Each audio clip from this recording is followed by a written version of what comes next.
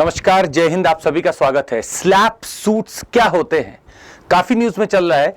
SLAPP slab suits, जिनको कहा जाता है strategic litigation against public participation. Supreme court ने एक बहुत ही गंभीर विषय के ऊपर बात की और हाई कोर्ट को रिस्ट्रेन किया दिल्ली के कि स्लैप सूट्स के लिए आप तैयार रहें और इसके खिलाफ आप अपने दिमाग में जगह रखें कि the people are trying to file slap suits.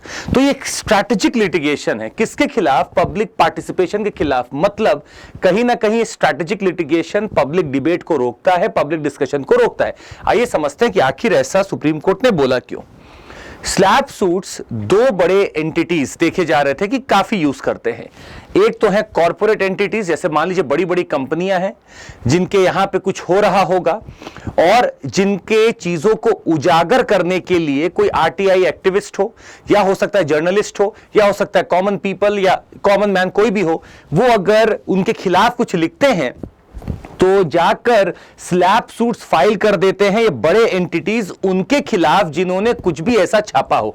मतलब अगर जर्नलिस्ट ने कुछ भी छापा हो तो उसके खिलाफ बड़ी बड़ी कंपनियां जाती हैं और स्लैप सूट्स फाइल कर देती हैं, जो कि स्ट्रैटेजिक किस वे में है? आपको भार में ले आएंगे, आपके ऊपर पेनल्टी लगवा देंगे, आपको डरा देंगे। तो कुछ तो कॉर्पोरेट एंटिटीज हैं और कुछ बड़े बड़े हाई नेटवर्थ इंडिविजुअल्स हैं जो शायद जानते हैं कि मेरे पास तो लॉ एजेंसी है ही और वो लगातार सूट फाइल कर सकती है, और उस लॉ सूट के बोझ तले शायद जर्नलिस्ट, एक्टिविस्ट या कोई भी एक सिविल सोसाइटी का पर्सन डर सकता है, दब सकता है। यही कहानी हो रही थी। ये स्लैप सूट्स फाइल किए जाते हैं चुप कराने के लिए उन लोगों को जो कि शायद जर्नलिज्म के दौर में, जो कि शायद एक कॉमन मैन है और वो देख रहा है कि कुछ गलतियां हो रही हैं और वो एक आर्टिकल पब्लिश करता है या फिर किसी चीज के खिलाफ बोलने की कोशिश करता है, क्रिटिसाइज करता है, क्रिटिक बनता है, तो उनको चुप कराने के लिए स्लैप सूट को लगा दिया जाता है। इतना ही नहीं, स्लैप सूट्स का यह भी एक दायरा है कि बड़ी बड़ी कंपनियां चाहती हैं कि कॉमन मैन या फिर जो भी जर्नलिस्ट हो वो इतने बोझ में आ जाए कि वो चुपचाप अपने ही छोड़ दे उस मुद्दे को। कौन और किसके खिलाफ ये लपलाया जा रहा था? देखिएगा, we had critics, typically activist, journalist और even the members of the public और the common man who were trying to sue any company और try to publish any companies data which was actually there for common good, जो कि निकालने से शायद हमें पता चलता कि कंपनियों में गलतियां क्या हो रही हैं। पर बड़ी बड़ी कंपनियों ने बोझ तले दबा दिया ऐसे लोगों को। यह बात नई नहीं है। यह बात टाटा ग्रुप के समय भी सामने आई थी, जब टाटा ग्रुप ने इनको, जो कि बहुत बड़े इन्वायरमेंटलिस्ट हैं, क्लाउडे अल्वारेस जो डॉक्टर भी हैं और इन्वायरमेंटलिस्ट भी हैं, इनके ऊपर चार्ज लगाया। टाटा ग्रुप का कहना था कि ये इन्वायरमेंटलिस्ट इनके पीछे पड़े हुए हैं और पब्लिश करते जानबूझकर ऐसी रिपोर्ट जो टाटा ग्रुप की इरेगुलरिटी दिखाती है। इनका मानना था कि ऐसी पब्लिश करने से रिपोर्ट टाटा ग्रुप का नाम खराब होता है और इसीलिए अपने प्राइवेसी, अपनी चीजों को बचाने के लिए इनके ऊपर सूट पे सूट फाइल किया गया। और आज हालत यह है कि पुलिस इनके पीछे पड़ी हुई है। इतना ही नहीं, फिलहाल ये न्यूज में तब आया जब ब्लूमबर्ग टेलीविजन सर्विसेज ने जी न्यूज के बारे में या जी एंटरटेनमेंट के बारे में कुछ छापने की कोशिश की। जैसे ही उसने छापने की कोशिश की ब्लूमबर्ग ने जी के खिलाफ, वैसे ही दिल्ली हाईकोर्ट पहुंच जाते हैं जी वाले, और जी वाले बोलते हैं कि ब्लूमबर्ग सर्विसेज को रिस्ट्रेन करना चाहिए कि वो हमारे बारे में कुछ भी नहीं छापेंगे।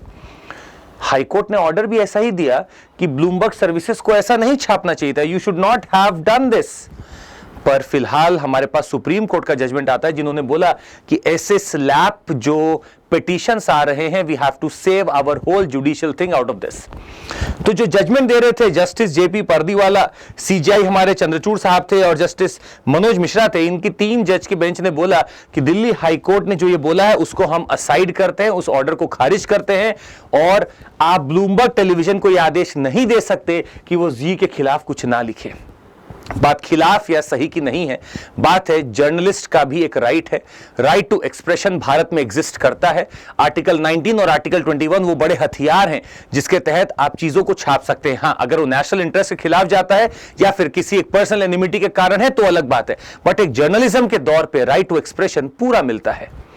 ये केस हटते ही एक बात सामने आती है कि आखिर बैलेंस किसको करना है। बैलेंस दो चीज को यहां पे करनी थी। जब फ्रीडम ऑफ स्पीच मिली हुई है तो आपको बोलने का अधिकार है, आप उसको बैलेंस करें कैसे? रेपुटेशन और प्राइवेसी के साथ।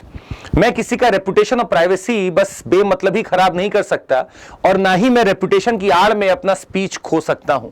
तो दोनों को बैलेंस करने का काम जुडिशरी का है, और इसको बैलेंस करने के लिए 3 पैरामीटर सुलझाए गए।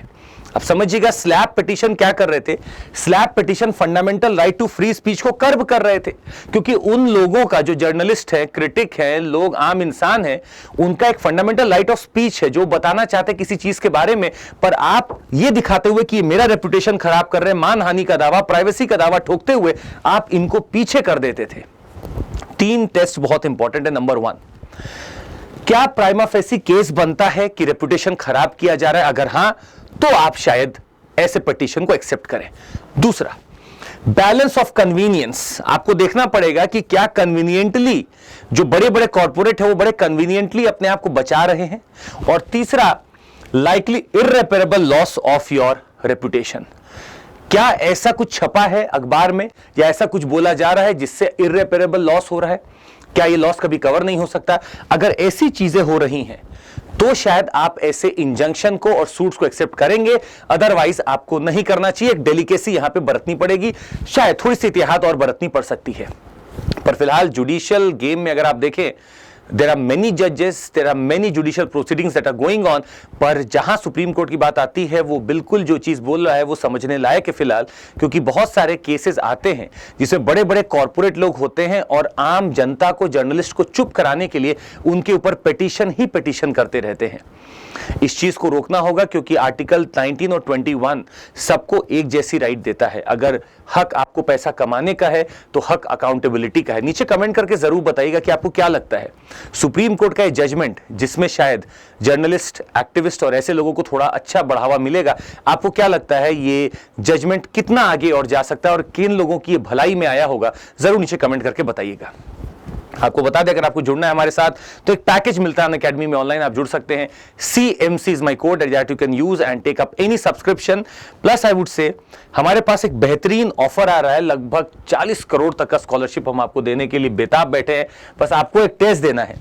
ये टेस्ट है UCSC, that is Unacademy civil services championship test हो रहा है, और इसके लिए आप अभी रजिस्टर कर लीजिए। नीचे डिस्क्रिप्शन में लिंक होगा, आप रजिस्टर कर लीजिएगा। 7 अप्रैल को ये होगा, 11 बजे होगा, 5 बजे होगा, ऑनलाइन होगा, 50 क्वेश्चन होंगे, जीतने को बहुत कुछ है आपके पास।